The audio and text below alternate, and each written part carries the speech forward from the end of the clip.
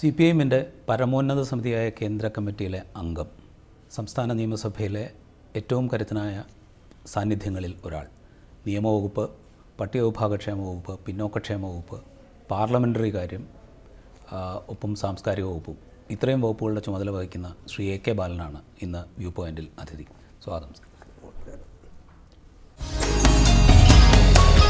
നമ്മൾ തുടങ്ങുമ്പോൾ സംസ്ഥാന സർക്കാരിൻ്റെ ഏറ്റവും പുതിയ ഒരു തീരുമാനത്തിൽ നിന്ന് നമുക്ക് തുടങ്ങാം. കേരള അഡ്മിനിസ്ട്രേറ്റീവ് സർവീസിൽ എല്ലാ സ്ട്രീമിലും സംവരണം അനുവദിക്കാൻ സംസ്ഥാന സർക്കാർ ഈ കഴിഞ്ഞ ദിവസം തീരുമാനമെടുത്തു. ഇതിനു മുമ്പ് പക്ഷേ അഡ്മിനിസ്ട്രേറ്റീവ് സർവീസിനെ കുറിച്ച് സംസാരിച്ചു തുടങ്ങുമ്പോഴൊക്കെ അതിൻ്റെ 2 സ്ട്രീമുകളിൽ സംവരണം അനുവദിക്കുന്നില്ല എന്നൊരു നിലപാടാണ് സർക്കാർ എടുത്തിരുന്നത്. അതിൽ നിന്നൊരു മാറ്റം വരാനുണ്ടായ സാഹചര്യമെന്ന് ഇടതുപക്ഷ ജനാധിപത്യ മുന്നണി ഗവൺമെൻറ്റിനെ സംബന്ധിച്ചിടത്തോളം സംവരണം ഉറപ്പുവരുത്തണമെന്ന ശക്തമായിട്ടുള്ള നിലപാട് തന്നെയാണ് എടുത്തത്. ഇത് 3 സ്ട്രീമായിട്ടാണ് നിയമനം നടത്തുന്നത്. 3 സ്ട്രീമായിട്ടുള്ള നിയമനം മറ്റു പല വകുപ്പുകളിലും ഉണ്ട്. ഒന്ന് ജനറലാണ്, മറ്റൊന്ന് ഗവൺമെൻറ് സർവീസിലെ നോൺ ഗസറ്റഡ് മേഖലയിലുള്ളവരാണ്, 3 ഗവൺമെൻറ് സർവീസിലെ ഗസറ്റഡ് മേഖലയിലുള്ളവരാണ്. ഗസറ്റഡ് മേഖല എന്ന് പറയുമ്പോൾ വിവിധ ഡിപ്പാർട്ട്മെൻറ്റുകളിലെ സീനിയർ സൂപ്രണ്ടുമാർ വരും. സെക്രട്ടേറിയറ്റിൽ വരുമ്പോൾ അത് സെക്ഷൻ ഓഫീസറാണ്. അപ്പോൾ ജനറൽ വിഭാഗത്തിൽ സംവരണം ഉറപ്പുവരുത്തി. സ്ട്രീം 2ലും 3ലും ബൈ ട്രാൻസ്ഫർ എന്ന നിർവചനത്തിൽ പെടുത്തി. അപ്പോൾ ബൈ ട്രാൻസ്ഫർ വിഭാഗത്തിൽ സംവരണം ഇല്ല. പക്ഷെ യഥാർത്ഥത്തിൽ ഇതൊരു പുതിയ സംവിധാനമാണ്. പുതിയ സംവിധാനം എന്ന് പറയുമ്പോൾ ഈ ബൈ ട്രാൻസ്ഫറായി കണക്കാക്കുന്ന 2nd സ്ട്രീമിലെയും 3rd സ്ട്രീമിലെയും ആൾക്കാർ പുതുതായിട്ട് വരുന്നതാണ്. റിട്ടൺ ടെസ്റ്റ് നടത്തി, ഇൻ്റർവ്യൂ നടത്തി, മറ്റ് ജനറൽ വിഭാഗത്തിൽ നിന്ന് വരുന്നത് പോലെ തന്നെ വരുന്നവരാണ്. അപ്പോൾ അതുകൊണ്ട് ഇത് ബൈ ട്രാൻസ്ഫർ അല്ല, ജനറൽ അപ്പോയിൻമെൻ്റാണ്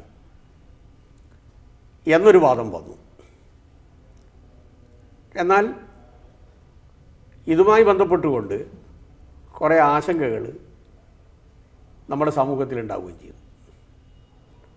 ഇത് കറക്റ്റായിരുന്നു. 1st സ്ട്രീമിൽ തന്നെയായിരുന്നു ആദ്യം കൊടുക്കാൻ തീരുമാനിച്ചത്. 2nd സ്ട്രീമും 3rd സ്ട്രീമും ബൈ ട്രാൻസ്ഫർ നിർവചനത്തിലാണ് അത് പെടുത്തിയിരുന്നത്. പിന്നെ എവിടെയാണ് ഈ ആശയക്കുഴപ്പമുണ്ട്? ഇത് ബൈ ട്രാൻസ്ഫർ ആണ് എന്നുള്ളൊരു വിശദീകരണം. ഏത് കാര്യത്തെ സംബന്ധിച്ചും ഇൻ്റർപ്രിട്ടേഷൻ ഉണ്ടാവും. ഏക അഭിപ്രായം എന്ന് പറയുന്നത് ഇത്തരം കാര്യങ്ങളിൽ, നയപരമായ കാര്യങ്ങളിൽ ഏക അഭിപ്രായം ഉണ്ടായിക്കൊള്ളണമെന്നില്ല.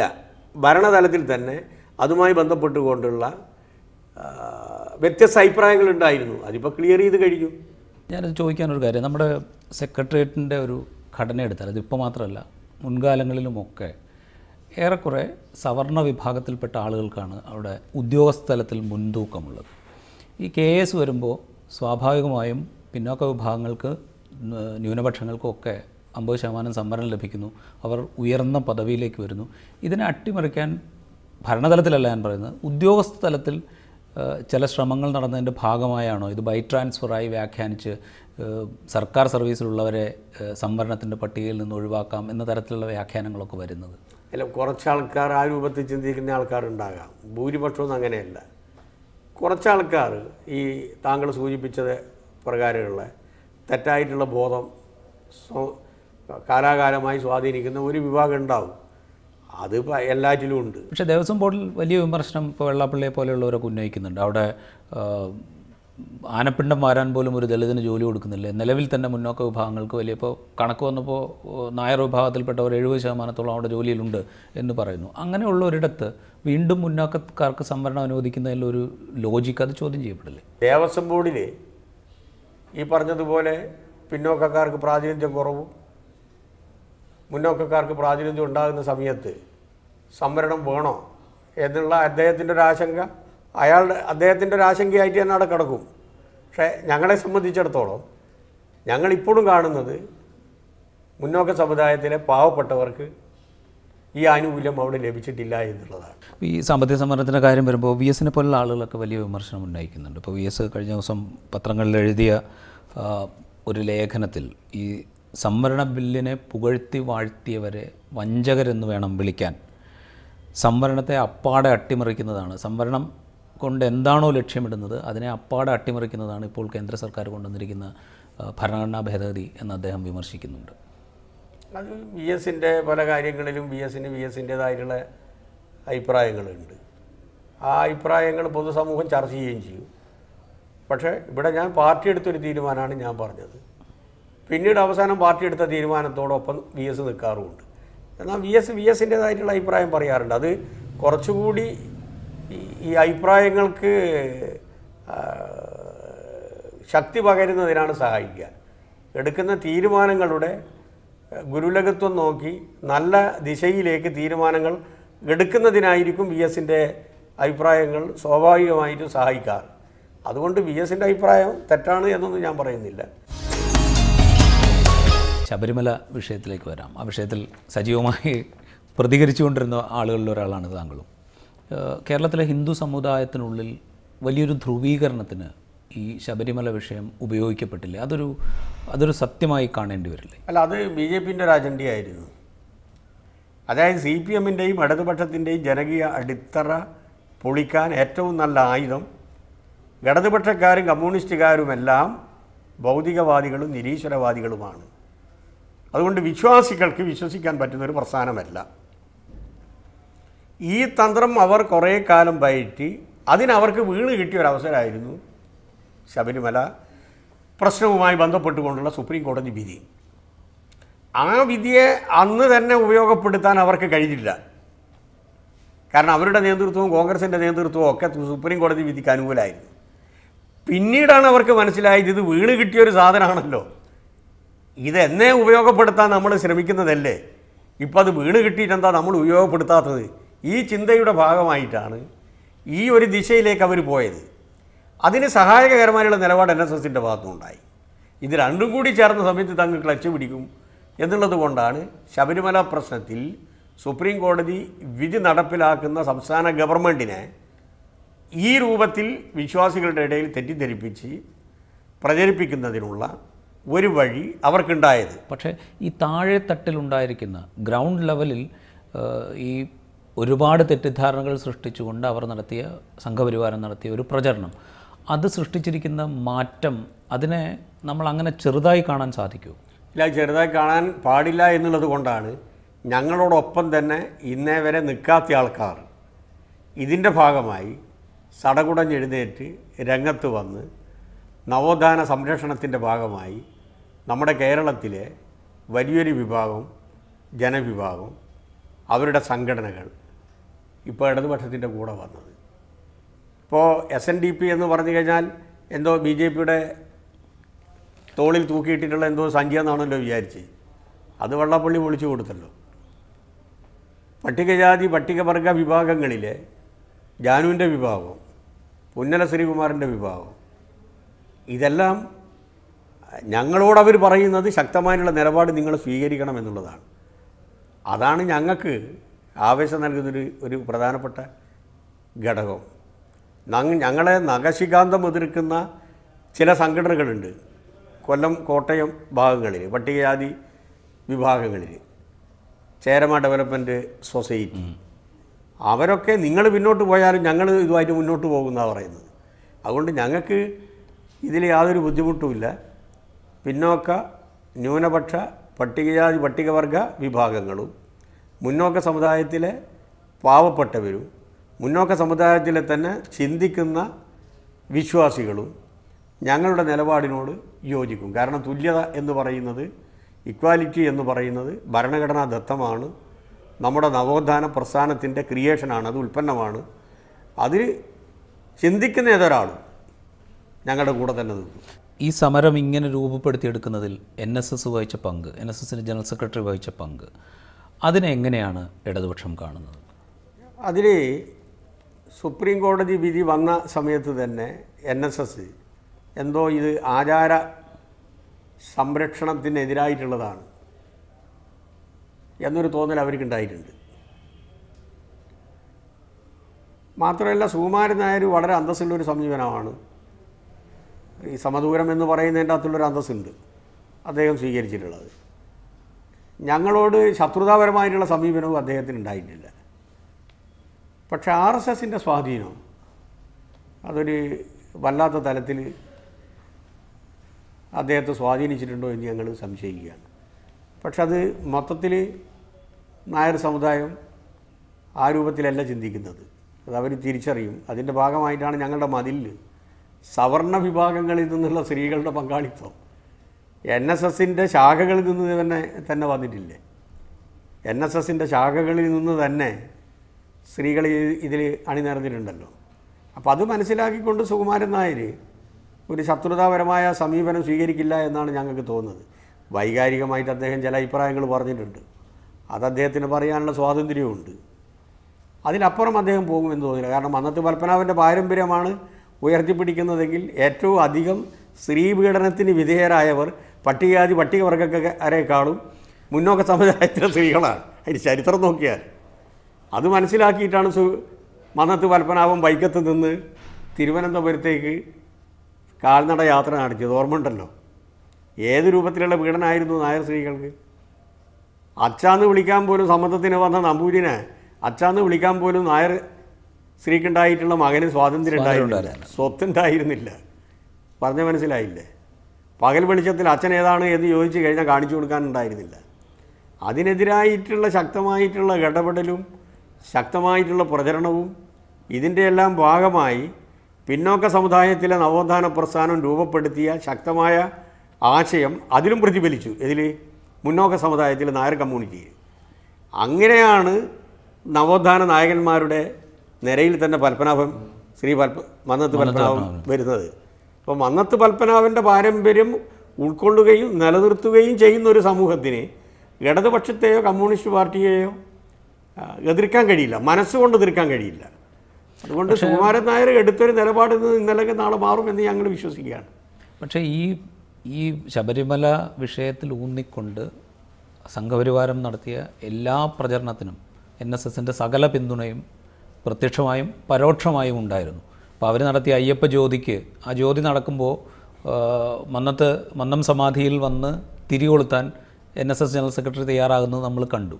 ഇത്രയും ശക്തമായൊരു പിന്തുണയുമായി NSS ജനറൽ സെക്രട്ടറി നിൽക്കുമ്പോഴും ഇടതുപക്ഷം ഒരു മൃദു സമീപനം NSS ജനറൽ സെക്രട്ടറിയോട് സ്വീകരിക്കുന്നുണ്ടോ, പ്രത്യേകിച്ച് CPM?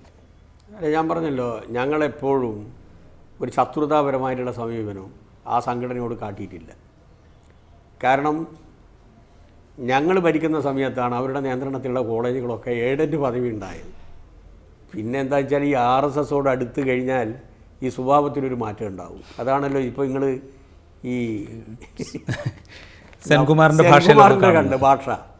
നല്ല മനുഷ്യൻ, അയാൾക്ക് DGP എന്നുള്ള നിലയിൽ പിന്നെ ചില കാര്യങ്ങളിൽ എനിക്ക് വിയോജിപ്പുണ്ട്, അതൊന്നും ഞാനിവിടെ പറയുന്നില്ല. പക്ഷെ മാന്യനായിട്ടുള്ളൊരു ഉദ്യോഗസ്ഥനായിരുന്നു. സംസാരമൊക്കെ വളരെ മാന്യമായിട്ടുള്ളതാണ്. അദ്ദേഹത്തിൻ്റെ വായിൽ നിന്ന് ഇങ്ങനൊരു വാചകങ്ങൾ വരണമെങ്കിൽ നമ്പിനാരായണനെതിരായിട്ട് നിങ്ങൾ ശ്രദ്ധിച്ചിട്ടുണ്ടാവുമല്ലോ. ഏത് നമ്മളെ പത്മവിഭൂഷൺ കൊടുത്തതിനെ ചൊല്ലി അദ്ദേഹം നടത്തിയ പരാമർശം ഗോവിന്ദചാമിക്ക് തുല്യനാണ് എന്നൊക്കെ പറയുന്ന പോലെയാണ്. അങ്ങനെ ഒരു പ്രയോഗം നടത്തണമെങ്കിൽ തന്നെ BJPൻ്റെ സമ്പർക്കം ഉണ്ടായാൽ മാത്രമേ പറ്റൂ, RSSൻ്റെ സമ്പർക്കം ഉണ്ടായാൽ മാത്രമേ പറ്റൂ. ഭാഷ മാറുന്നുവോ, മലിനപ്പെട്ട ശൈലി സ്വീകരിക്കുന്നുവോ ഉറപ്പിച്ചോളുക. ഏതോ തലത്തിൽ വെച്ചിട്ട് ഇവരുമായിട്ട് എന്തോ മണം പറ്റിയിട്ടുണ്ട് എന്നുള്ളത് ഉറപ്പാണ്. അതിപ്പോൾ അദ്ദേഹം തെളിയിച്ചു. അയാളുടെ മനസ്സിൽ തന്നെ ശുദ്ധാകാൻ ഏറ്റവും നല്ലതാണ് BJPൻ്റെ അടുക്കൽ നിങ്ങൾ മാറിയാൽ മതി. RSS എന്ന് പറയുന്ന ഒരു സാധനം എന്ന് പറയുന്നത് ഒരു വല്ലാത്ത സാധനമല്ലേ. അതിൻ്റെ സ്വാധീനം മണം കിട്ടിക്കഴിഞ്ഞാൽ പിന്നെ ഓപ്യം കുടിച്ചാൽ പോലെയാ, മാറാൻ ബുദ്ധിമുട്ടാണ്. ഈ കഴിഞ്ഞ ദിവസം തിരുവനന്തപുരത്ത് വാർത്താ സമ്മേളനം നടത്തിയപ്പോൾ പാർട്ടി സംസ്ഥാന സെക്രട്ടറി കോടിയേരി ബാലകൃഷ്ണൻ നടത്തിയൊരു പ്രസ്താവന വിശദീകരിച്ചുകൊണ്ട് താങ്കളൊരു പരാമർശം നടത്തി. അതായത് എല്ലാവരെയും ഒരുപോലെ കാണേണ്ട അമ്മ വേറെ നിലയ്ക്ക് കാണുമ്പോൾ അതങ്ങനെ പാടില്ലല്ലോ എന്ന് കോടിയേരി ഒന്ന് കരഞ്ഞതാണ് എന്ന് പറഞ്ഞു. അത് ഗൗരവത്തിൽ പറഞ്ഞതാണോ അതോ കളിയാക്കിയതാണോ? അതിൽ അമ്മേനെ, സ്വന്തം അമ്മേനെ അമ്മ എന്ന് വിളിക്കാത്ത ആൾക്കാരടക്കം അവൃതാനന്ദമയ്യനെ അമ്മയെന്ന് വിളിക്കുന്നുണ്ട്. അങ്ങനെ വിളിക്കാനുള്ളൊരു മാനസികാവസ്ഥ എത്തുന്നതിൻ്റെ കാരണം അമ്മയെ ഒരു പ്രതീകമായിട്ടാണ് കാണുന്നത്. ഞങ്ങളവരുടെ സ്റ്റേജിൽ പോയിട്ടുണ്ട്. ബിനോയ് വിശ്വനും ഞാൻ വൈദ്യുതി വകുപ്പ് മന്ത്രിയായിരിക്കുന്ന സമയത്ത് പോയിട്ടുണ്ട്, ബിനോയ് വിശ്വം പോയിട്ടുണ്ട്. ആ പാർട്ടിയോട് വെച്ചിട്ടാണ് പോയത്, അല്ലാതെ എൻ്റെ അഭിപ്രായത്തിൻ്റെ അടിസ്ഥാനത്തിൽ പോയതല്ല. അവരാതുര സേവന മേഖലയിൽ ചെയ്യുന്ന നല്ല കാര്യങ്ങളുണ്ട്, അതിനെ അപ്രീഷിയേറ്റ് ചെയ്തിട്ടാണ് ഞങ്ങൾ ആ ചടങ്ങിൽ പങ്കെടുക്കുന്നത്. അങ്ങനെയുള്ളൊരമ്മ പക്ഷം പിടിക്കേണ്ടതല്ല, പക്ഷം പിടിക്കുന്നത് ശരിയല്ല. അപ്പോൾ അവരൊരു പക്ഷക്കാരാവും, ഒരു പാർട്ടീൻ്റെ ആളാവും. അമ്മയെ ഒരു പാർട്ടീൻ്റെ ആളാക്കിയിട്ട് തളച്ചിടുന്നതിനോട് എനിക്ക് യോജിപ്പില്ല. ആ തലത്തിലേക്ക് അമ്മ എത്തിയതാണ്. അതും നിർഭാഗ്യത്തിന് ഈ RSSൻ്റെയും BJPൻ്റെയും സഹായത്തോടു കൂടി. ഞാൻ നേരത്തെ ഈ സെൻകുമാറിനെ ബാധിക്കുന്നത് പോലെ അമ്മയെയും ബാധിച്ചു പോയി കഴിഞ്ഞാൽ പിന്നെ ഒന്നും പറയേണ്ടതില്ല. അത് ഈ സാധനത്തെ തൊട്ടാൽ അതൊക്കെ ഉണ്ടാവും. ആ വിഷമതയിൽ നിന്ന് കോടിയേരി ബാലകൃഷ്ണൻ ഒരു മുന്നറിയിപ്പ് നൽകിയതാണ്. പിന്നെ സമഭാവനയോടുകൂടി മക്കളെ കാണേണ്ട അമ്മ ഒരു വിഭാഗം മക്കളെ മാത്രം നല്ല രൂപത്തിൽ കാണുമ്പോൾ അവരുടെ മുമ്പിൽ RSSൻ്റെ മക്കളുണ്ടോ, മാർക്സിസ്റ്റ് പാർട്ടീൻ്റെ മക്കളുണ്ടോ? എല്ലാ മക്കളും ഒരുപോലെയാണ്. അതിൽ നിന്ന് വിഭിന്നമായൊരു സമീപനം സ്വീകരിക്കുമ്പോൾ ഏത് മക്കൾക്കും വിഷമത ഉണ്ടാവും. ആ വിഷമതയുടെ ഒരു ബഹിസ്ഫുരണം എന്ന നിലയിൽ കണ്ടാൽ മതിയെന്ന് ഞാൻ പറഞ്ഞില്ല, അത് പരിഹസിച്ച് പറഞ്ഞൊന്നുമല്ല, നല്ല വിശ്വാസത്തിൽ പറഞ്ഞു തന്നെയാണ്. അതായത് മാതാമൃതാനന്ദമയി ഏതെങ്കിലും ഒരു പക്ഷത്തേക്ക് മാറി നിൽക്കുന്നതിനോ അല്ലെങ്കിൽ ആ പക്ഷത്ത് പോകുന്നതിലോ അങ്ങനെയല്ല അവർ പ്രവർത്തിക്കേണ്ടത് എന്ന് മാത്രം. അതെ, ഞാൻ നിർഭാഗ്യവശാൽ അവരാറ്റം ഈ BJPൻ്റെ വക്താവായാൽ ഉണ്ടാകുന്നൊരു അപകടം അവർ മനസ്സിലാക്കണം. BJPൻ്റെ ഭക്തന്മാർ മാത്രമല്ല അവരുടെ പോകുന്നത്, എല്ലാ ഭക്തന്മാരും പോകുന്നുണ്ട്. BJPയുടെ ഭക്തന്മാർ മാത്രം പോകേണ്ട ഒരു സ്ഥാപനമല്ല ഈ മാതാമൃതാനന്ദമയി. ഈ ഉത്തരേന്ത്യയിലൊക്കെ ഉള്ളതുപോലെ ആൾദൈവങ്ങൾ രാഷ്ട്രീയത്തിൽ ഇടപെടുന്ന ഒരു സാഹചര്യം കേരളത്തിലും ഉണ്ടാകുന്നു എന്ന് കോടിയേരി ബാലകൃഷ്ണൻ തന്നെ വിമർശിച്ചിട്ടുണ്ട്. അങ്ങനെ ഒരു വിമർശനം ഉന്നയിച്ചുകൊണ്ടിരിക്കെ തന്നെ ഈ മാതാമൃതാനന്ദമയിയോട് അവരുടെ രാഷ്ട്രീയ ചായ്വുകളിലൊക്കെ ഇത്രമാത്രം അസ്വസ്ഥമാകുന്ന സാഹചര്യമുണ്ടോ CPMന്?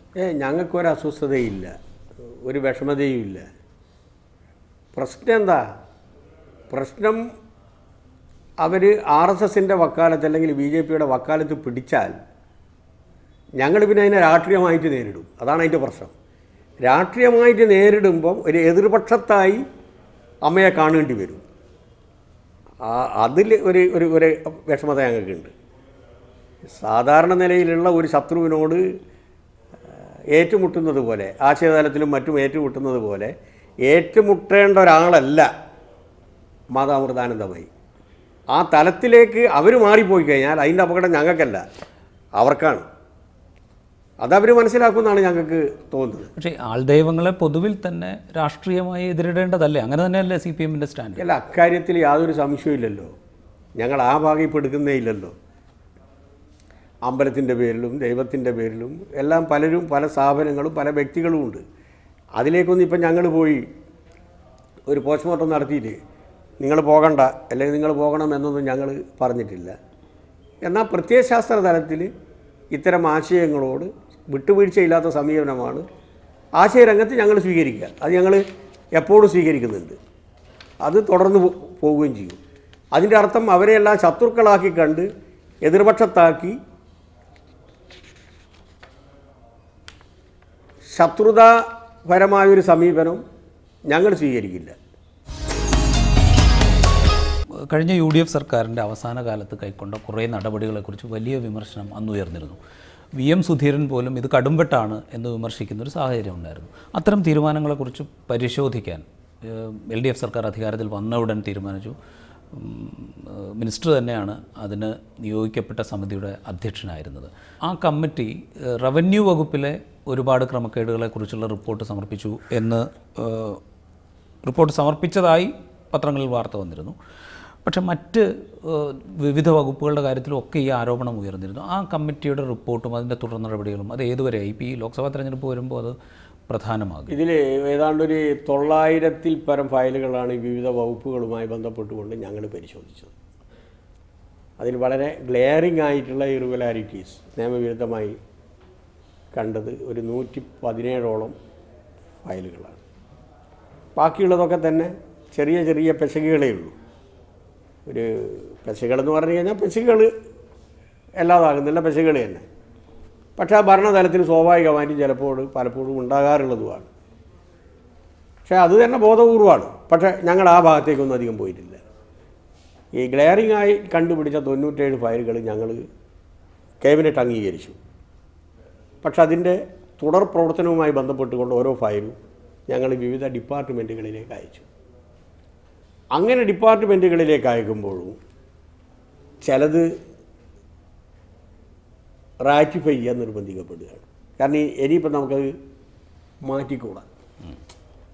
മാറ്റിക്കൂടാന്ന് പറയുന്നതിനുള്ള പ്രധാനപ്പെട്ട ഒരു കാരണം മാറ്റാൻ കഴിയുന്നതല്ല, യാഥാർത്ഥ്യമായിരിക്കും.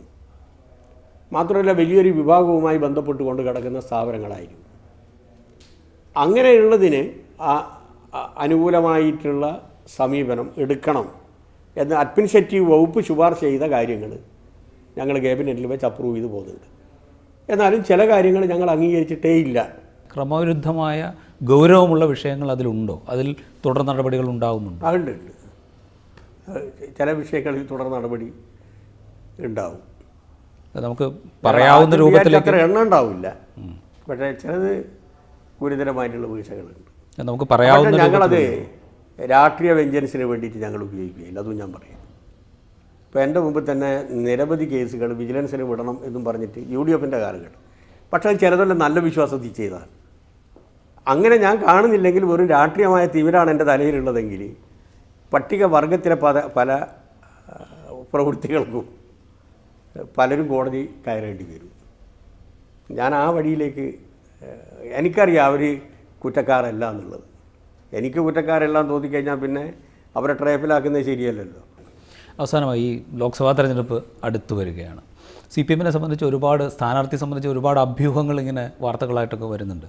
ദേശീയ തലത്തിൽ നിന്നുള്ള നേതാക്കൾ കേരളത്തിൽ മത്സരിക്കാൻ വരുന്നു. അത്തരമൊരു സാഹചര്യമുണ്ടോ? പ്രത്യേകിച്ച് ഇപ്പോൾ സീതാറാം യെച്ചൂരിയൊക്കെ രാജ്യസഭയിൽ ഉണ്ടായിരുന്ന സമയത്ത് സർക്കാർ എടുക്കുന്ന പോളിസിപരമായ കാര്യങ്ങളിലൊക്കെ വളരെ സുപ്രധാനമായ നിലപാടുകൾ എടുത്തിരുന്നു, അഭിപ്രായങ്ങൾ പ്രകടിപ്പിച്ചിരുന്നു. അത് ഗൗരവത്തിലുള്ളതുമായിരുന്നു. അത്തരത്തിലുള്ളൊരു ഗൗരവത്തിലുള്ളൊരു ശബ്ദം പാർലമെൻറ്റിൽ ഉണ്ടാകണം എന്ന് ആഗ്രഹിക്കുകയും അതിന് പാകത്തിലുള്ളൊരു നേതാവിനെ കേരളത്തിൽ മത്സരിപ്പിക്കാൻ ശ്രമിക്കുകയൊക്കെ അത്തരം ആലോചനകളൊക്കെ ഉണ്ടോ? ഇപ്പോൾ സ്ഥാനാർത്ഥി നിർണ്ണയമായിട്ട് ബന്ധപ്പെട്ടിട്ട് ഞങ്ങൾ ഒരു ചർച്ചയും നടത്തിയിട്ടില്ല. ചർച്ച നടത്തുന്ന സമയത്ത് ഈ പറഞ്ഞ കാര്യങ്ങളെല്ലാം പരിശോധന വിധേയമാക്കാം, നിങ്ങൾ ഈ പറയുന്ന കാര്യങ്ങളെല്ലാം. അല്ലാതെ ഞങ്ങളിപ്പോൾ സ്ഥാനാർത്ഥി നിർണയം ഇപ്പോൾ ഇതുവരെ നടത്തിയിട്ടില്ല. അതൊക്കെ തെരഞ്ഞെടുപ്പ് ഔപചാരികമായി പ്രഖ്യാപിച്ചാലുണ്ടാവും. അല്ലാതെ ബൂർഷ്വാ പാർട്ടികളെ പോലെ ഇന്ന മണ്ഡലം ഇന്ന ആൾക്കാർക്ക് എന്ന് തീരുമാനിച്ച് ഇലക്ഷൻ പ്രവർത്തനത്തിൽ ഇറങ്ങുന്നൊരു പാർട്ടിയല്ല ഞങ്ങളുടേത്. ഇപ്പം ഞങ്ങൾ ഇലക്ഷനുമായി ബന്ധപ്പെട്ടുകൊണ്ടുള്ള സംഘടനാ പ്രവർത്തനങ്ങളാണ് ഞങ്ങൾ ഇപ്പം നടത്തുന്നത്. ലോക്സഭാ തെരഞ്ഞെടുപ്പിൽ ഏറ്റവും നല്ല രൂപത്തിലുള്ള വിജയം ഞങ്ങൾക്കുണ്ടാകും. കാരണം ജനങ്ങളുടെ മനസ്സിൽ ഒരു വലിയ പ്രതീക്ഷയായ ഈ ഗവൺമെൻറ് ഉണ്ടാക്കാൻ സാധിച്ചിട്ടുണ്ട്. അപ്പോൾ അതിൻ്റെ ഭാഗമായി ഒരു ചരിത്ര വിജയം ഇടതുപക്ഷ ജനാധിപത്യ മുന്നണി ഈ ലോക്സഭാ തെരഞ്ഞെടുപ്പിൽ നേടും എന്ന് ഉറച്ച് വിശ്വസിക്കുകയാണ്. അത് ലോക്സഭാ തെരഞ്ഞെടുപ്പിന് ശേഷം നമുക്ക് കാണാനും സാധിക്കും. ഇത്രയും കാര്യങ്ങളാണ് പൊതുവിൽ വളരെ